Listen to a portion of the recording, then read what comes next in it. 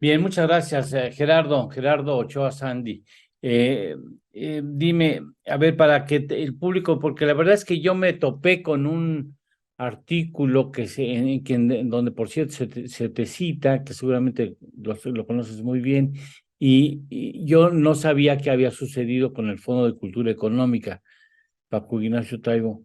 Bueno, yo conocía al papá, trabajé con él en Canal 13, un excelente ser humano, muy.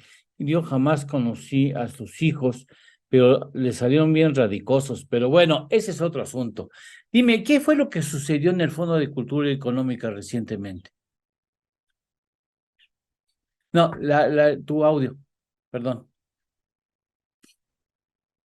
Muchas gracias por la Sí, invitación, con mucho Eduardo. gusto, con mucho gusto. Mucho gusto.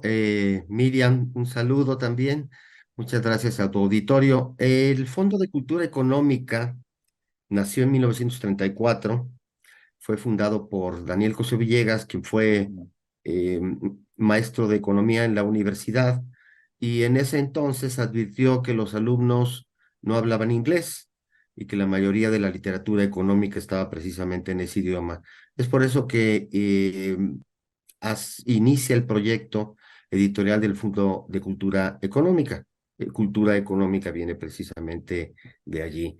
Naturalmente, el proyecto fue ampliándose a otras disciplinas del conocimiento, como la filosofía, la historia, la psicología, el psicoanálisis, la sociología, para ofrecer a el público estudiantil y docente, al sector estudiantil y docente de la educación media superior, los contenidos necesarios para su formación profesional.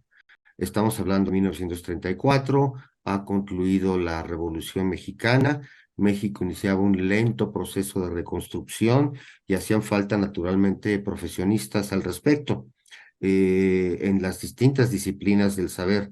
La llegada del exilio español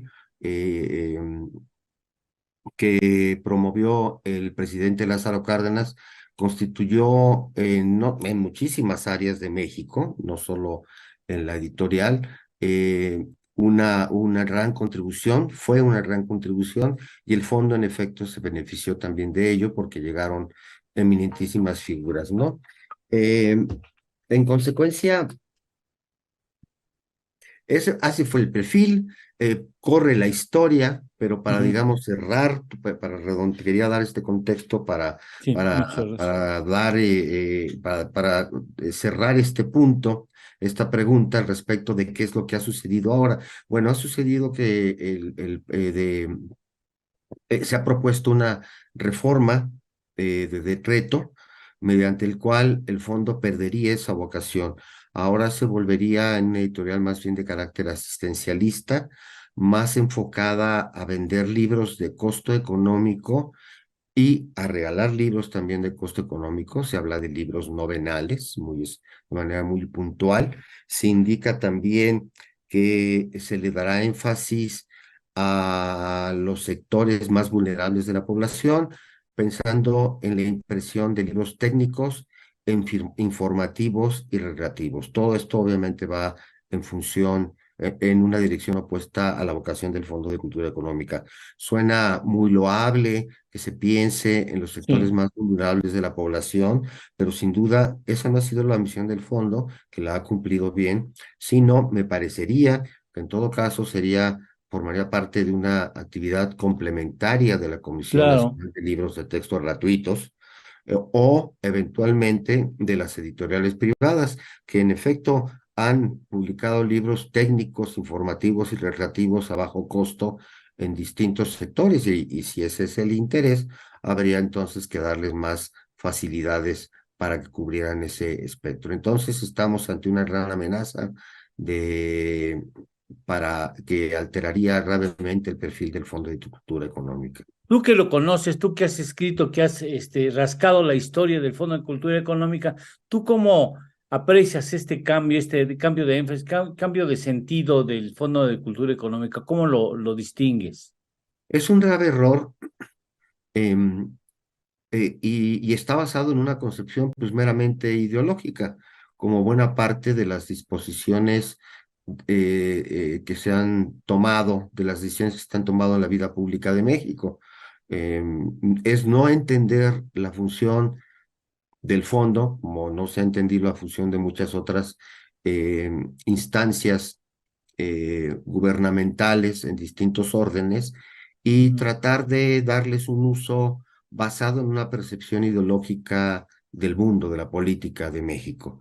Ese es el más grave error. Desde el principio Taibo llegó en primer lugar, llegó de rebote porque habían designado a Margot Glantz, la escritora Margot Glantz, quien luego declinó, y entonces el presidente nombró a Taibo II, le hizo la propuesta.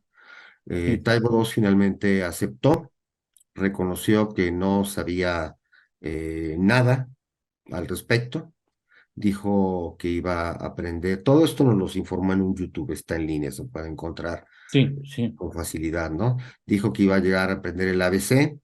Luego pasó por toda una larga controversia al respecto porque no podía ser director del fondo dado que era mexicano nacionalizado.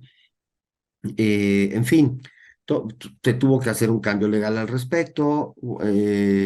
Todo eso era como mucha trivia, mucho ruido y pocas nueces, hasta que finalmente se instaló y empezó a tomar disposiciones en cuanto al rumbo del Fondo de Cultura Económica, que pues no han sido sin ni duda afortunadas. Una de ellas, por ejemplo, fue el lanzamiento de su colección Los Vientos del Pueblo, que son cuadernillos, no libros, obviamente son cuadernillos hechos. eh, Mm. Tuvimos ahí una interrupción de la señal de Gerardo.